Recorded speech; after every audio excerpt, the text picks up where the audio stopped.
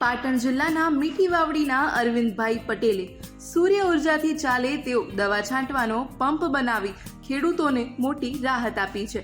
જ્યાં 2 વીઘામાં કલાકો લાગી જતા હવે એ જ સમયમાં 10થી વધારે વીઘામાં કામ થઈ શકે છે. સોલાર પેનલથી બેટરી આપોઆપ ચાર્જ થઈ જાય છે. જાણીએ. મારું નામ અરવિંદભાઈ ભગવાનદાસ પટેલ, મારું વતન મીઠી વાવડી, મારું એજ્યુકેશન ડિપ્લોમા ઇન ફાર્મસી, બરાબર. પણ મને મિકેનિકલમાં ઇલેક્ટ્રિકલમાં વધારે રસ છે છેકથી, બરાબર. અને ખેડૂતો, કારણ કે મારા મા બાપ ખેડૂત છે, હું ખેડૂતનું સંતાન છું, મારો બાપ દાદાનો ધંધો છે. એ સોલાર જે પંપ છે, બરાબર, એ આપણે લગભગ 2010માં એ પ્રોજેક્ટ પૂરો કર્યો હતો. એ વખતે એક ખેડૂતની રિક્વાયરમેન્ટ ઉપર જ બનાવવામાં આવ્યો હતો. એ વખતે બેટરીવાળા પંપ હતા જ નહીં. ખેડૂત હેન્ડલ મારી અને એમાં પ્રેશર થાય, ખેડૂત ખભે ભરાવે, હેન્ડલ મારે, એમાં એના ખભાએ છોલાઈ જતા. અને વર્કિંગ એફિશિયન્સી એ નથી, ભાઈ કામ એટલો ટાઈમ, બહુ વધારે ટાઈમમાં બહુ ઓછું કામ કરી શકતો હતો. કે 1 વીઘો સપોઝ દવા છાંટવી હોય તો કમસે કમ એને અડધો દિવસ જાય 1 વીઘામાં અને થાકી જાય, બરાબર.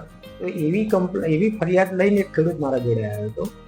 અને એ વખતે એણે કીધું કે આવું કંઈક મને કરી આપો, જેથી કરીને આ તકલીફ ઓછી થાય. કારણ કે આજે 10 વીઘામાં દવા છાંટવાની હોય અને હેન્ડલ મારીને દવા છાંટવાની, એટલે એને 10 દિવસ જતા રહે, બરાબર. 10 દિવસ એના ખાલી દવા છાંટવાની. એની જગ્યાએ અમે પછી એ ખેડૂતની જરૂરિયાત પ્રમાણે, એની તકલીફના લીધે અમે આ પંપને બનાવ્યો હતો.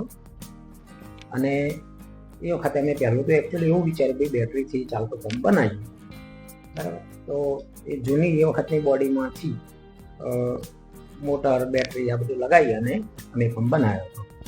પણ પછી પાછું એમાંય થોડું એડવાન્સ વિચાર્યું કે ભાઈ ચલો આને ચાર્જિંગ, બેટરીને ચાર્જ કરવી પડે, તો આને ચાર્જ ના કરવું પડે એવો રસ્તો લાવીએ. તો એમાં પછી સોલાર પેનલ લગાવી, કે જે એકદમ નાની પેનલ હતી અને એના વજનથી બહુ લાંબો ફરક નહોતો પડતો, કારણ કે 501 ગ્રામ, 500-700 ગ્રામ વજન વધતું હતું. એટલે અમે એ સોલાર પેનલ લગાવી દીધી, જેથી કરીને એને ચાર્જ જ ના કરવો પડે. અને અમે દાખલા તરીકે ભાઈ ચાર્જિંગ વાળો રાખીએ કે ઘરે ચાર્જ કરીને તમે ગયા, તો એમાં એવું થાય કે બેટરીમાં જેટલું ચાર્જ રહે ત્યાં સુધી જ તમે કામ કરી શકો. જ્યારે સોલાર પંપથી એવું થાય છે કે તમારે ચાર્જ કરવાની કોઈ વાત આવતી જ નથી.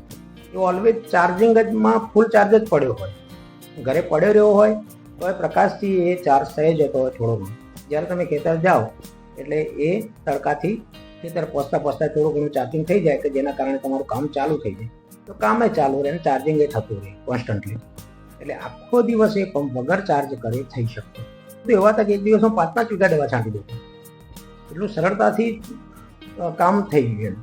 એટલે જે 10 વીઘાનું કામ હતું એ 2 દિવસમાં પતી જવું હતું, જે 10 દિવસ થતા. એનો મોટો બેનિફિટ એ છે. અને ખેડૂતને કોઈ તકલીફ નહીં, કોઈ થાક નહીં. કારણ કે એટલું વજન ઉપાડીને ખેડૂતને ચાલવું હોય તો એના માટે રમત હોય, પણ હેન્ડલ મારવા એ દરેક વ્યક્તિ માટે બહુ તકલીફરૂપ હોય છે. ઓકે, અત્યારે 2025 ચાલે છે, તો એમાં માર્કેટમાં કઈ રીતના પંપ અવેલેબલ છે, અને આ પંપ છતાં પણ 10 વર્ષ પછી પણ કઈ રીતના કામ કરતો છે? અત્યારે હાલ તો બજારમાં મળે જ છે પંપ, બેટરીવાળા પંપ છે જ, ખેડૂતો વાપરે જ છે, બરાબર. એમાં ચાર્જ કરવો પડે છે, ચાર્જિંગ કરીને ખેતરે લઈ જવાનું હોય છે, બરાબર. ઘણી વખત સવારે તમારે કામ કરવા જવું હોય તો રાત્રે એને ચાર્જિંગમાં મૂકી દેવો પડે, ત્યારે તમે સવારે જઈ શકો, બરાબર. અને હવે તો હું એ જોઉં છું કે ભાઈ સોલાર પંપ એ માર્કેટમાં મળે જ છે, બરાબર. એટલે આ પંપ તમને અત્યારે માર્કેટમાં પણ મળી જશે તૈયાર ઓનલાઈન. ઘણા બધા સેલરો છે વેચવાવાળા, તમને મળી જશે આ પંપ. સોલાર બજારમાં મળતી નથી, કારણ કે એકદમ નવો પ્રોજેક્ટ હતો. સોલાર વિશે ખાસ કોઈને ખબર એ નથી.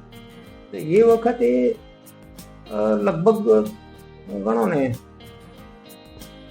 મેં તો લગભગ બધી જૂની વસ્તુઓમાંથી જ બનાવ્યો, જે મારા જોડે પડી હતી. કે ભાઈ જૂની એક બેટરી પડી હતી, એક પંપે પડ્યો હતો, એમાંથી બનાવ્યો હતો. એટલે મને તો બહુ ખર્ચો લાગ્યો નહોતો. પણ હાલની તારીખમાં આપણે વિચારીએ તો એનો જો તમે જાતે કરવા જાઓ ને, તો એ માનો કે આજે 2500 રૂપિયામાં તો બેટરીવાળો પંપ મળે જ છે બજારમાં, બરાબર. તો તમારે લાઈન એના ઉપર એક સોલર જ લગાવવાની હોય છે, બરાબર. અને સોલરના છેડા જે 2 નીકળે વાયરના, એ સીધા બેટરી ઉપર આપવાના હોય, વચ્ચે એક ડાયોડ મારવાનો, બરાબર. તો આજે સોલાર એ લગભગ 1200 થી 1500 રૂપિયામાં તમને મળી જાય, બરાબર.